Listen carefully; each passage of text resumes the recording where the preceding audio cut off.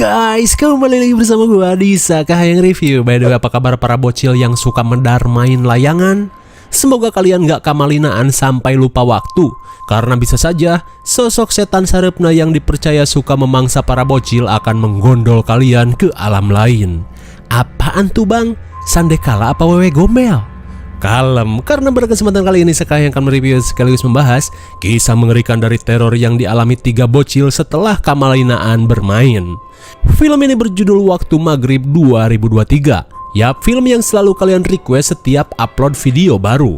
Tapi pastinya ada yang bilang, udah pernah lihat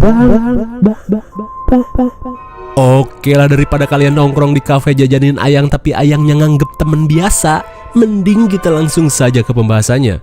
Dan jika kalian suka dengan channel ini, seperti biasa silahkan subscribe aja biar gak ketinggalan video menarik lainnya dari Sekahayang.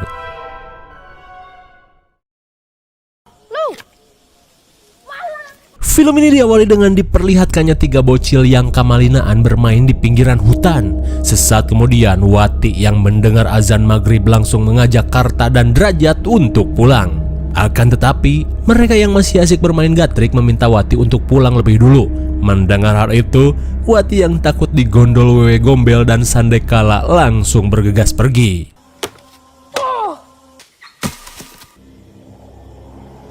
Terlihat Karta pun kesal setelah stik kayu yang Derajat pukul malah nyungsep ke dalam ruyuk. Alhasil ia yang masih ingin bermain langsung asruk-asrukan ke dalam ruyuk.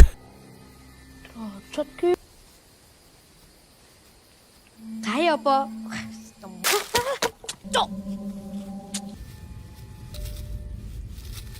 Sementara itu, Wati yang akan pulang tiba-tiba panik saat mendengar suara senandung hajatan di tengah hutan. Lalu tiba-tiba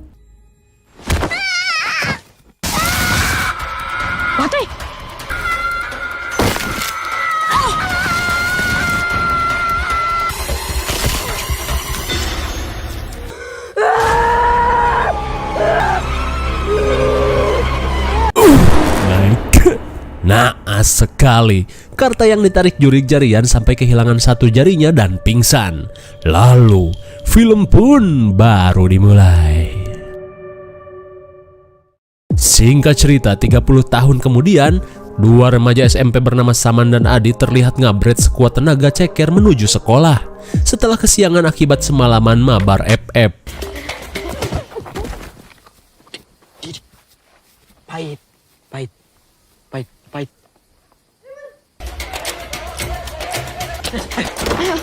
Sudah jam berapa ini? Akhirnya, keterlambatan mereka langsung diomeli wali kelas cantik bernama Bu Woro. Setelah telinga Saman dan Adi panas disemprot, mereka pun pasrah saat Bu Woro akan memberikan hukuman sebelum pulang sekolah.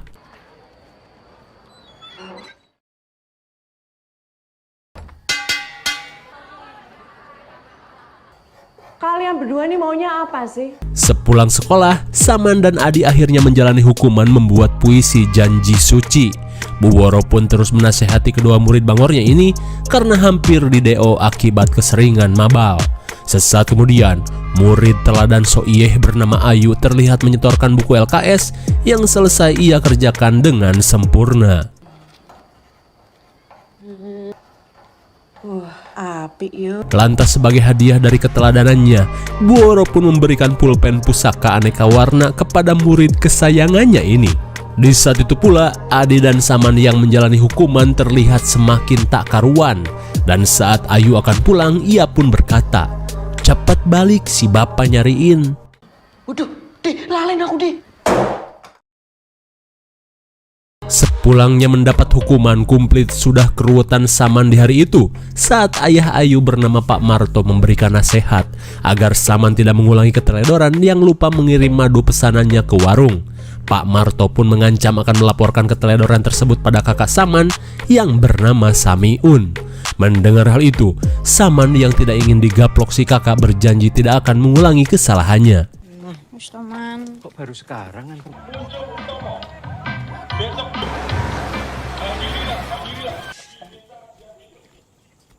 Di tengah keruwetan, seketika Saman dan Adi terlihat sumringah saat mendengar pengumuman Sri Mulat dari Koblak Tahu Bulat yang melintas. Singkat cerita, mereka pun mengambil jalan motong ke hutan larangan untuk pulang.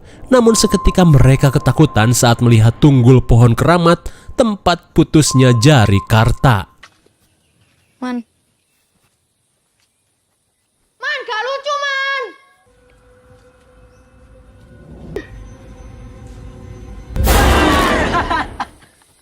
Mengerikan sekali saat Saman menjahili Adi, sosok Nini terlihat melayang di belakang mereka. Setan itu nggak ada. Tak gebukin setannya. Sementara itu, Ayu yang membawa rantang terlihat mendatangi gubuk terpencil di pinggiran desa untuk memberikan makan kepada pamannya. Pale. Oh, ternyata paman Ayu adalah orang burik yang ditabrak Adi pagi tadi bernama Karta, si bocil yang kehilangan jarinya 30 tahun lalu. Di malam harinya, meskipun bangor di sekolah dan sering mabal, Saman adalah anak yang berbakti dengan telaten mengurusi si emak yang sedang sakit stroke.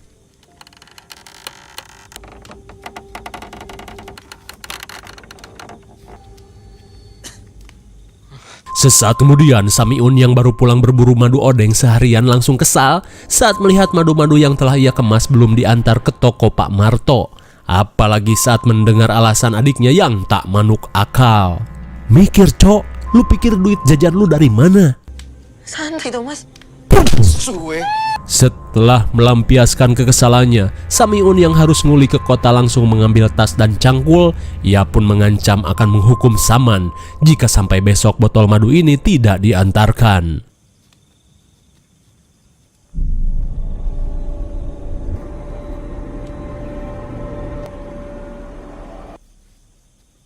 Oh my god, apakah sosok di hutan tadi mengikuti Saman ke rumah?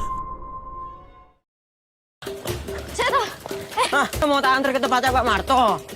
Pokoknya ora. Lagi-lagi Saman dan Adi yang kesiangan kembali mendapat hukuman dari Bu Woro. Dan kali ini mereka harus membersihkan WC sekolah yang terkenal dengan bau iblisnya. Di tengah hukuman, Saman memohon pada Bu Woro untuk memberikan kesempatan mengantarkan dulu madu odeng ke warung. Akan tetapi sebelum hukuman selesai mereka tidak diizinkan. Mendengar hal itu, Adi pun merasa jika niat nonton Sri Mulat akan gagal. Namun Saman yang ngebet tetap meyakinkan Adi, bagaimanapun kondisinya, nonton harus jadi. Saat hari menjelang maghrib, Saman dan Adi menghentikan koblak Pak Ucok untuk nebeng ke pementasan wayang. Dengan sogokan 2 batang super, Pak Ucok langsung mengizinkan mereka untuk naik. Namun saat koblak melaju, Saman berkata jika madu yang ia bawa malah ketinggalan di depan WC. Aduh, le. Di tengah perjalanan, Saman dan Adi terlihat membicarakan Bu Woro yang merupakan guru tergalak di sekolahnya. Adi pun berharap jika Bu Woro dipindahkan ke sekolah lain. Namun Saman yang sompral malah berkata, "Tanggung, mati aja sekalian." Oma, muncungmu itu Saman. Baru saja Saman berkata sompral, tiba-tiba ban koblak Ucok meletus bersamaan dengan sosok emak-emak yang nongol di pinggir jalan. Sementara di sisi lain, Bu Woro yang akan wudhu tiba-tiba mendengar suara ketukan. Dan anehnya, pintu yang sudah ia tutup tiba-tiba terbuka lebar.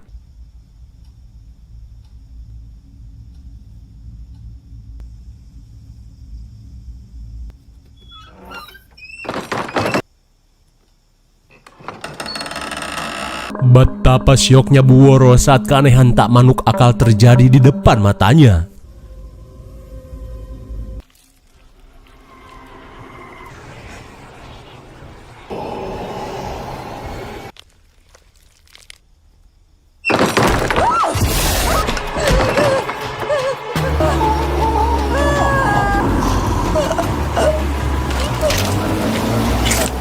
Tiba-tiba saja Bu Woro kejang-kejang bak orang ayan. Apakah Bu Woro kerasukan? Kembali pada Ucok yang selesai mengganti ban. Tiba-tiba saja ia mendapat kabar dari Pak Mantri yang akan OTW ke rumah Bu Woro. Karena katanya Bu Woro tiba-tiba kejang di depan rumahnya. Mendengar hal itu sontak membuat Saman syok. Terlebih apa yang ia ucapkan menjadi kenyataan. Setibanya di rumah Buworo, para warga desa pun terlihat bejibun untuk melihat kejadian yang menimpa Buworo. Dan ketika jasad Buworo dibawa ke dalam rumah, Adi pun merasa jika meninggoynya Buworo akibat dari ucapan Saman yang sompral. Meski tak manuk akal, Saman yang syok langsung pulang.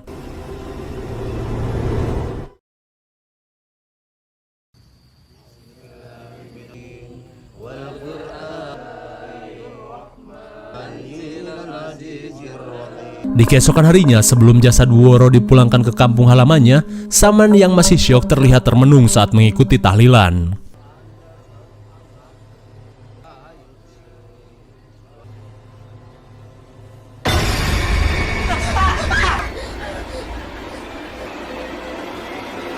Jelas saja para warga pun heran saat melihat Saman yang ketakutan sendiri.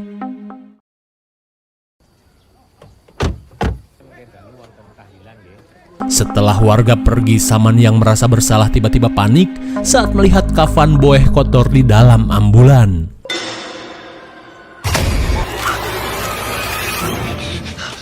Oh, rupanya apa yang Saman alami hanyalah mimpi buruk akibat molor setelah asar.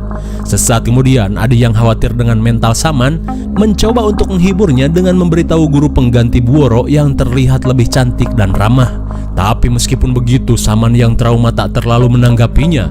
Melihat hal itu, Adi pun memberikan seikat jair kepada Saman untuk sedikit menghiburnya.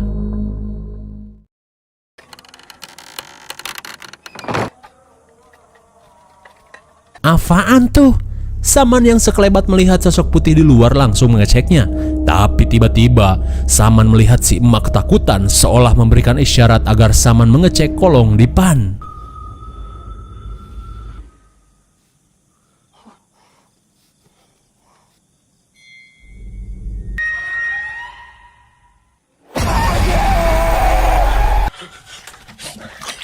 Tapi meski sudah cuci muka, Saman masih merasakan aura aneh yang menyeruak.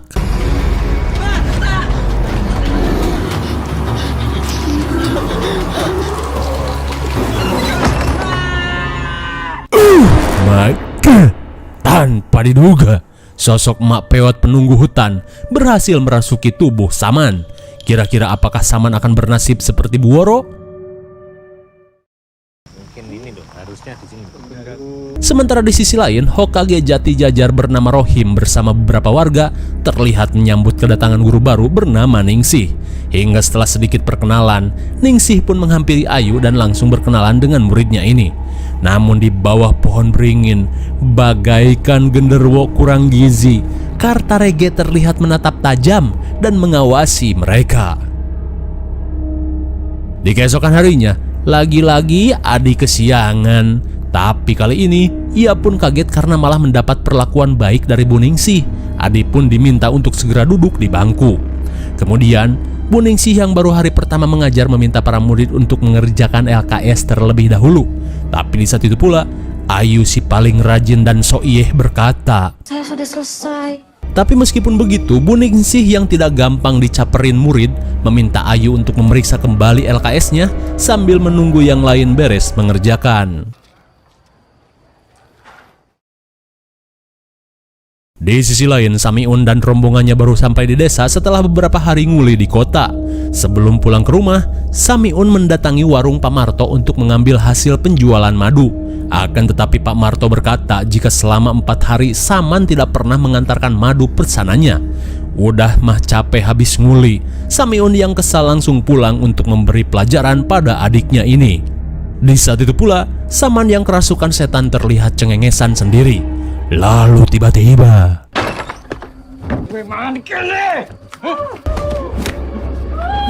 Kita itu udah nggak punya duit. Mau apa, Toman? setelah dihajar bak maling swallow, Saman dengan tatapannya tiba-tiba berkata jika ia ingin Samiun mati. Mau apa, gue? Jangan, ampun. Jangan, ampun, tolong. Jangan.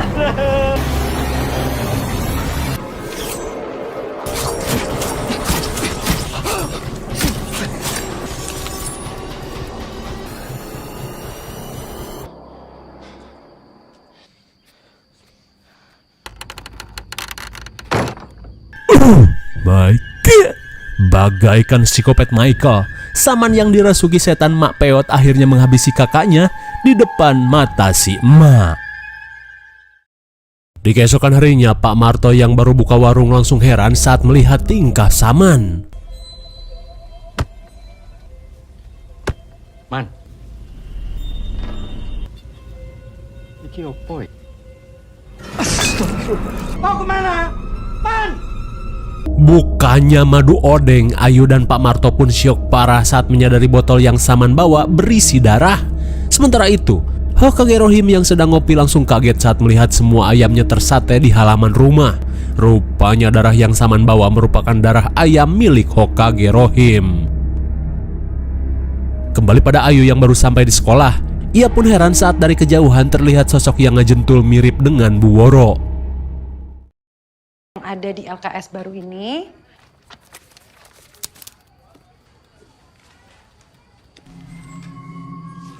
Lagi-lagi hal aneh kembali terjadi.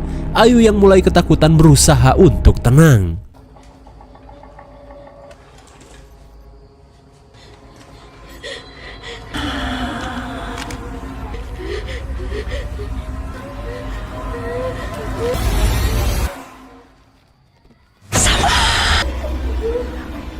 Betapa syoknya Ayu saat melihat Bu Woro yang terlihat mengerikan menyebut nama Saman.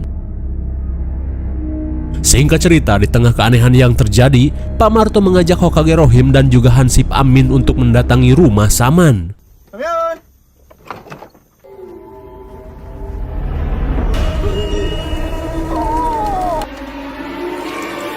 Sontak mereka pun syok parah saat melihat jasad Samiun yang mulai membusuk dengan si emak yang tak bisa ngapa-ngapain.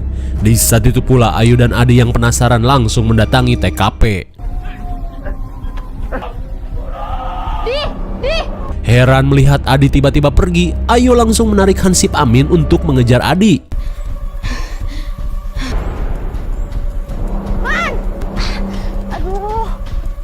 Saat Adi memberitahu Saman tentang keadaan kakaknya, tiba-tiba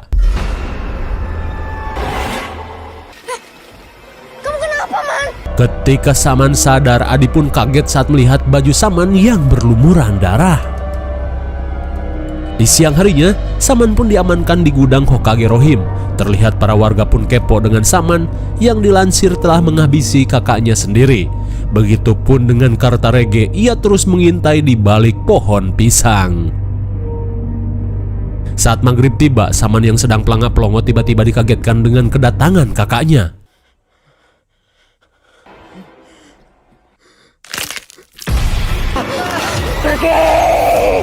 Lagi-lagi Saman kesurupan. Dan saat tim kepolisian datang, Hokage Rohim langsung mengajak mereka menemui Saman. Namun ternyata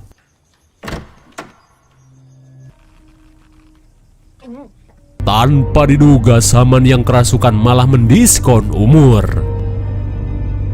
Di keesokan harinya, Adi yang mengikuti acara pemakaman Saman tak bisa menahan kesedihan ketika sahabatnya pergi padahal masih SMP. Di saat itu pula Bu Ningsih berusaha menenangkan Ayu yang syok gudang rumahnya dijadikan wahana kematian.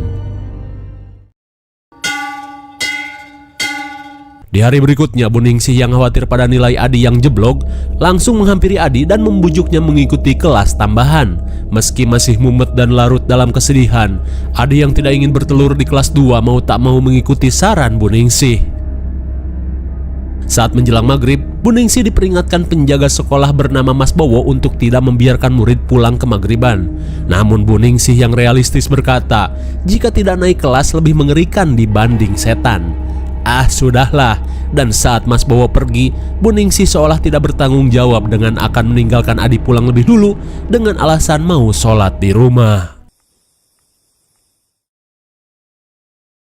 Seusai mengerjakan soal latihan, Adi yang taat beribadah tidak mau meninggalkan sholat. Namun baru juga 2 rakaat, tiba-tiba Adi panik saat merasakan aura aneh di tempat tersebut.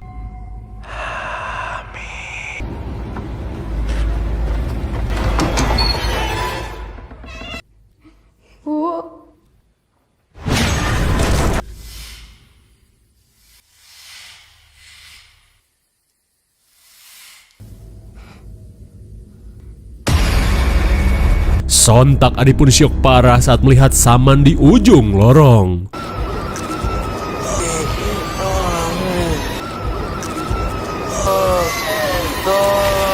Bagaikan terkena jurus pain, Adi pun akhirnya kesurupan. Di keesokan harinya, Ayu yang khawatir terlihat menghampiri Adi yang terus pelangak-pelongo dan mengajaknya pulang. Namun karena Adi tak kunjung menjawab, Ayu pun memutuskan untuk pulang lebih dulu. Namun baru saja keluar kelas, Ayu pun merasakan firasat buruk saat melihat pulpen pemberian Bu Woro kembali terjatuh.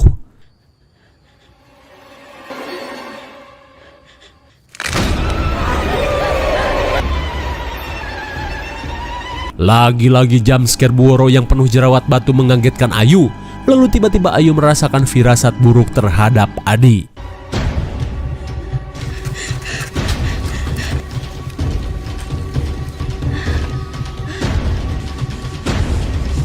Saat Ayu kelelahan, Mamang Karta datang dan langsung mengajak Ayu mencari bersama. Saat menjelang maghrib, seorang bocil bernama Bondan yang sedang ngusek membuat mobil mainan seakan terkena genjutsu saat Adi melambaikan tangan dari Ruyuk. Hingga saat adzan maghrib berkumandang, Ibu Bondan pun panik saat menyadari putranya telah menghilang. Bondan!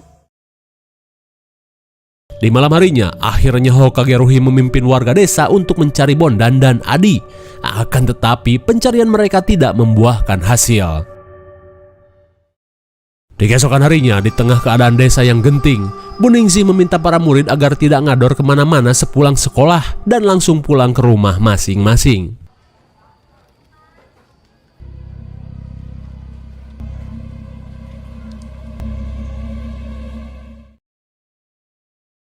Saat bubaran sekolah, Ayu langsung menghampiri Bu Ningsih.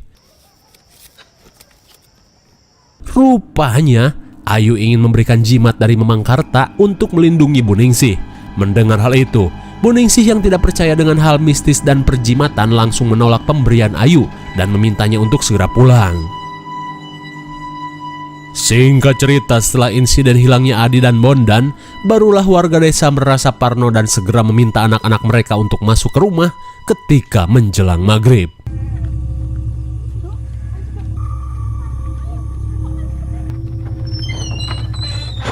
Di saat itu pula Pak Marto berusaha melarang Ayu yang akan pergi ke masjid dan menyuruhnya sholat di rumah saja.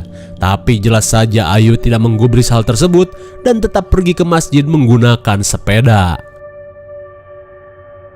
Sementara di masjid, Hokage Rohim yang memukul bedug pun heran saat melihat rembesan darah dari dalam bedug.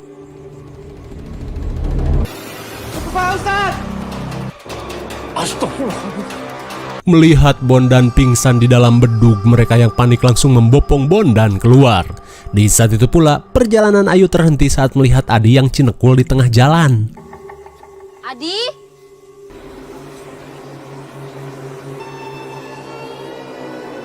Sontak Ayu pun syok parah saat melihat Adi yang seperti kerasukan membawa parang. Lalu tiba-tiba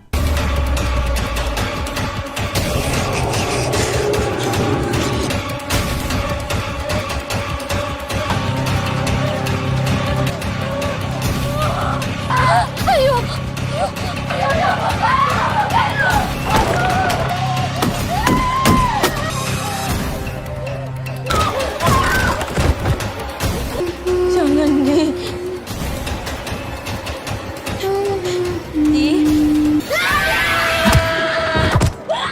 tepat pada waktunya Hansip Amin yang datang berhasil melumpuhkan Adi.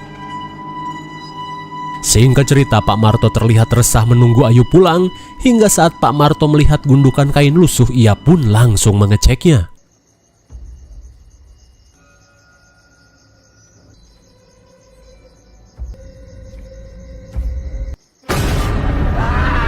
Sontak Pak Marto pun syok parah saat melihat pocong Saman yang membusuk tiba-tiba rebahan di bangku warungnya.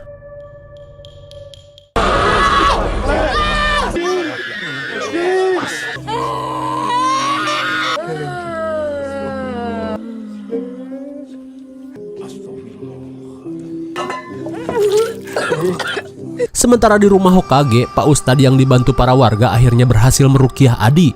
Di saat itu pula sambil memegang jimat buatannya, Kartarege terlihat komat kamit melakukan ritual. Singkat waktu, Hansip Amin pun mengungkapkan kesaksian Bondan pada para warga, di mana Adi yang kerasukan telah menggali kuburan Saman dan menidurkannya di warung Pak Marto. Tak cuman itu, Adi pun memandikan Bondan dengan darah hewan. Ketika Hansip Amin mual dan pergi, Hokage Rohim pun yakin jika Adi telah terkena santet. Mendengar hal itu, ayah Adi langsung menunjukkan jimat aneh yang dipasangkan Karta di depan rumahnya tempo hari. Melihat hal itu, mereka pun curiga jika si Gelo Kartarege yang telah melakukan ilmu hitam. Dirasa bukti cukup kuat, warga pun bergegas untuk menggerebek gubuk Karta di tengah hutan.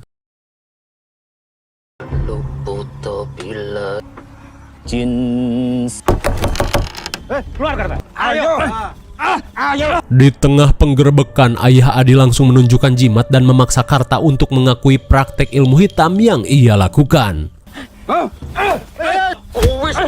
Sabar Pak Hasan.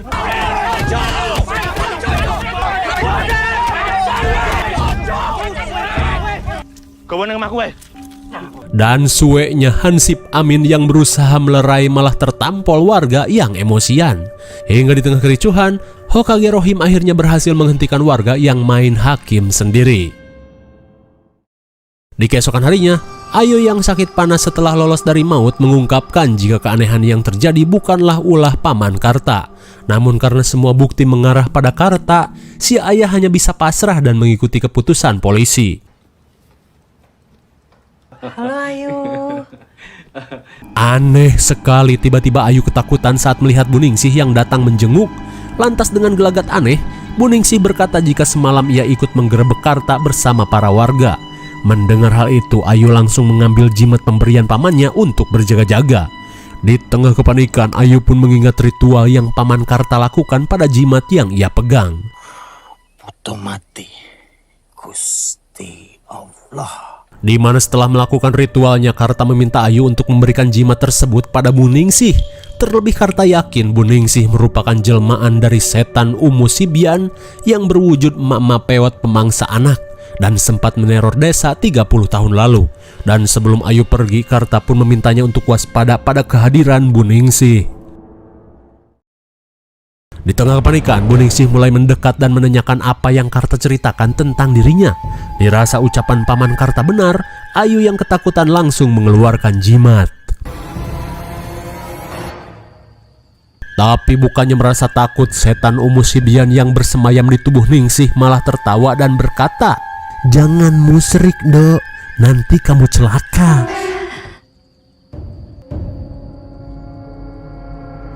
Melihat Korin Buoro yang selalu mengikuti Ayu, Ningsih pun berkata jika Ayu masih beruntung.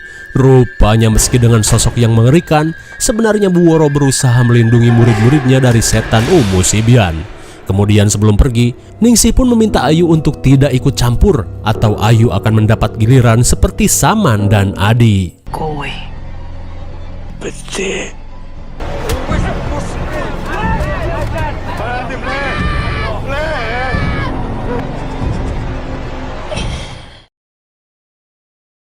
Sementara di gudang Hokage Rohim, Karta yang bengep dan diikat bak maling sendal kembali teringat pada insiden 30 tahun lalu, di mana pada saat itu warga yang panik hanya bisa menemukan Karta dan Derajat yang hilang di hutan keramat. Tapi naasnya Derajat ditemukan dalam kondisi tak bernyawa. Dan sampai saat ini, warga pun tidak bisa menemukan keberadaan Wati yang hilang bak di telan bumi. Di rumah Adi, si ayah pun mengajak Adi untuk sholat berjamaah di masjid. Namun karena Adi malah pelangap-pelongo, si ayah pun pergi lebih dulu. Namun tanpa si ayah sadari, ternyata Adi masih kesurupan.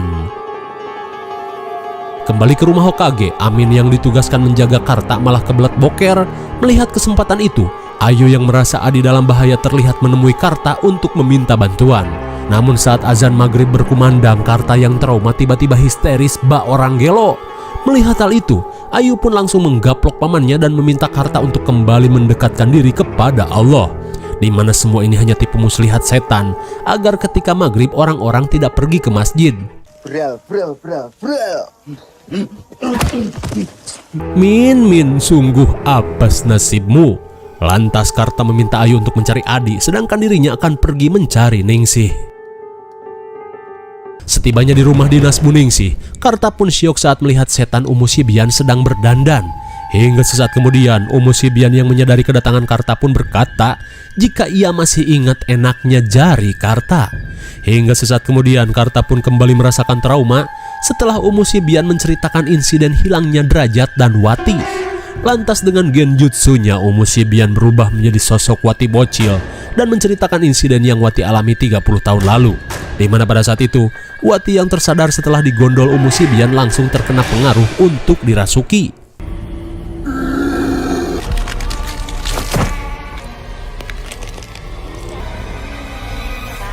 Dan ternyata Ningsih adalah si bocil Wati yang hilang 30 tahun lalu. Cukup awet muda. Lantas Umu Sibian berkata jika kali ini ia akan mencari tubuh bocil baru untuk dijadikan inang, karena ia sudah bosan dengan tubuh Wati yang kini sudah berbulu dan ternodai beberapa lelaki.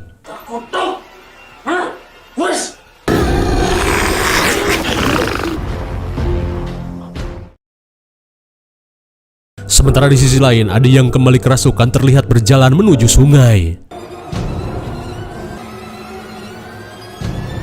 Di saat itu pula, Karta yang sampai di tunggul pohon keramat tempat Umu Sibian bersemayam langsung berusaha untuk membakarnya.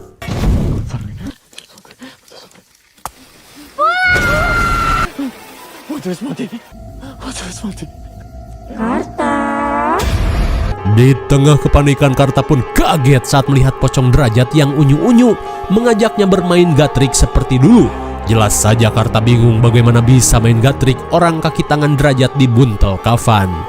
Di saat itu pula, Ayu panik saat melihat Adi mendekati Umu Sibian.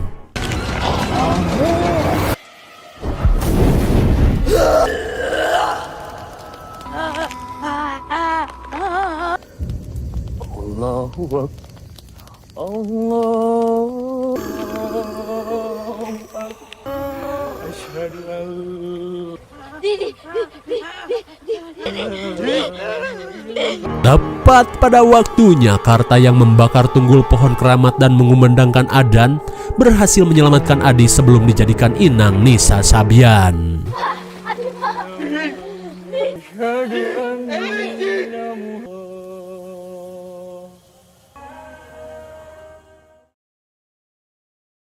Singkat waktu, beberapa tahun berlalu, terlihat seorang bocil Bangor masih asyik bermain saat azan maghrib berkumandang. Hingga sesaat kemudian, si bocil yang mendengar nyanyian dari arah hutan tiba-tiba merasa penasaran.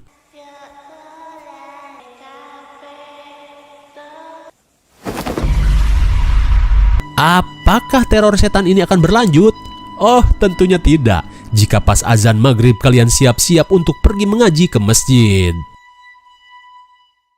Bagaimana? Mengerikan sekali bukan? Kematian Derajat dan hilangnya Wati yang digondol setan membuat Karta trauma dan gelo. Hingga setelah 30 tahun berlalu, sosok Umu Sibian yang menjadikan tubuh Wati sebagai inang kembali ke desa dan menyamar sebagai guru honorer pengganti Bu Woro. Kengerian teror dari Umu Sibian sampai membuat warga desa ketakutan dan tidak berani keluar saat waktu maghrib. Jelas saja semua itu hanya tipu muslihat agar warga tidak lagi beribadah secara berjamaah. Namun akhirnya, Karta yang bisa melawan traumanya berhasil membakar tunggul pohon keramat dan mencegah Adi yang akan dijadikan inang berikutnya. Tapi di akhir cerita, setelah bertahun-tahun berlalu, setan maghrib kembali melakukan terornya setelah seorang bocil Bangor kembali kamalinaan bermain di dekat hutan. Dengarlah wahai kaula muda, pas maghrib mending kalian pergi ke masjid, bukannya malah nongkrong di kafe sambil main FF.